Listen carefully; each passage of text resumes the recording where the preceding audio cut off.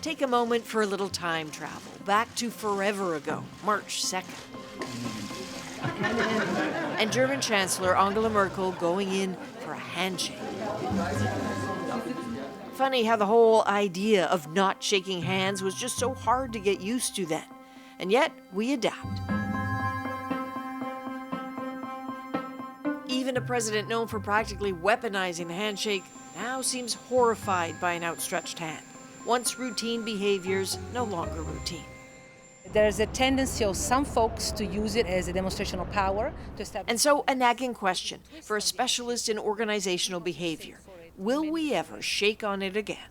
What would it take for you to feel comfortable to shake a hand again? It would take a highly effective, easily available vaccine or a super effective treatment for the coronavirus for me to be comfortable again. So are you prepared to not shake hands for the next 2 years, possibly? Absolutely. This gesture has been with us for millennia, survived even the Black Plague. People stopped kissing on the cheek for hundreds of years then, but they kept shaking hands. An endearing, enduring greeting, now paused, but likely not gone, because apparently we need it.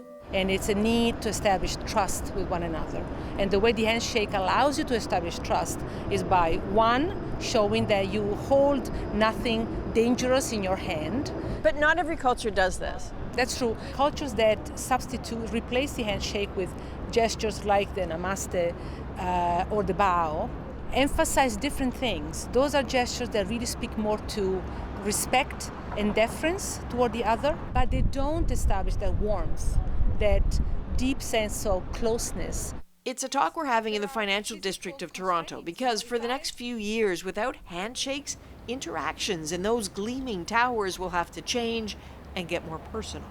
And the best way to establish that you mean well is to take a real interest in the other person with the eye contact, with a smile, with the thoughtful remembering the person when they are maybe disconnected, but you send them a note.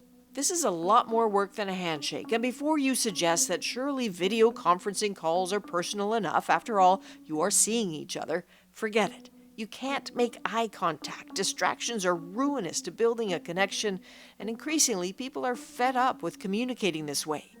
The old school telephone, now you're talking. The phone call allows you to focus on tone, pauses, size, all of those rich audio signals. So is this effort to keep us apart making us more personal in our interactions? I don't know. She's right to hesitate. There are too many examples of less than generous behavior now. Get out! Lose it, bro! Consider the angry, almost panicky shaming of a woman not wearing a mask in a grocery store. This is Karen. And the fury of another apparently called out. Democratic kids! Maybe we aren't all in this together. There is so much fear of the other. People talking of eye contact being avoided, some even holding their breath when someone walks too close. We see each other as pariahs. Yes. So yeah. What is happening with that level of suspicion? Yeah, I mean, we're not seeing people, we're seeing like vectors of transmission, you know?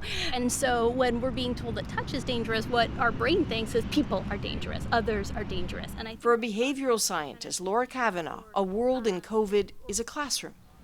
The most curious quirk, the extremes on display, those fully doubting it's safe to be out, others behaving as if it's all over. We're under stress is that we have something called decision fatigue. Should I wear a mask or should I not wear a mask? Does it help or does it not help? Eventually, from a psychological perspective, that just wears us out. It depletes us. And people become paralyzed or anxious or depressed, or they become reckless, self-destructive, and impulsive. Fear, she maintains, is pretty good at motivating short-term responses, but it doesn't motivate for long, which is possibly why medical guidelines now aren't necessarily sticking with some around the world. One of the first things that goes is psychological flexibility. And so we fall into all or nothing thinking or black or white thinking. The good news is most people are largely hardwired for resilience. And the better news? If we've all been denied the simple pleasures of a hug or a handshake for so long, when we eventually get them back, Just maybe they'll mean that much more.